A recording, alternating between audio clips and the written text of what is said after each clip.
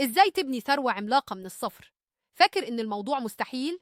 الحقيقة إنه ممكن جدا لو ركزت واتبعت الخطوات الصح. في الفيديو ده هنقولك على 7 خطوات بسيطة، بس لازم تبدأ تطبقهم من النهاردة. أول خطوة: غير عقليتك عن المال. الثروة مش بتبدأ من الفلوس اللي في جيبك، لكن من عقلك. فكر إن المال وسيلة لتحقيق أهدافك، مش غاية في حد ذاته. تاني خطوة: ابدأ بالتخطيط. التخطيط هو أساس أي نجاح.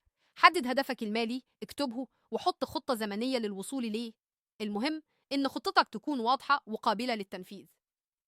ثالث خطوة: وفر أكتر مما تصرف. القاعدة بسيطة: اصرف أقل مما تكسب.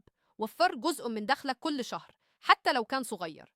التوفير هو أول خطوة لبناء رأس مال. رابع خطوة: استثمر بذكاء. الفلوس اللي بتوفرها مش لازم تفضل نايمة. استثمرها، سواء في البورصة، العقارات، أو حتى مشروع صغير. المهم تختار حاجة تناسبك وتتعلم عنها كويس. خامس خطوة: أنا أطور مهاراتك. عشان تزود دخلك لازم تزود قيمتك. اتعلم مهارات جديدة، زي البرمجة، التصميم، أو التسويق. كل ما زادت مهاراتك زادت فرصك. سادس خطوة: تفادى الديون السيئة. مش أي دين يعتبر استثمار. تفادى القروض اللي ملهاش فايدة، وركز على الديون اللي بتساعدك تبني أصول زي مشروع أو تعليم. سابع خطوة: الصبر والاستمرارية. الثروة ما بتتكونش في يوم وليلة. الصبر هو مفتاح النجاح.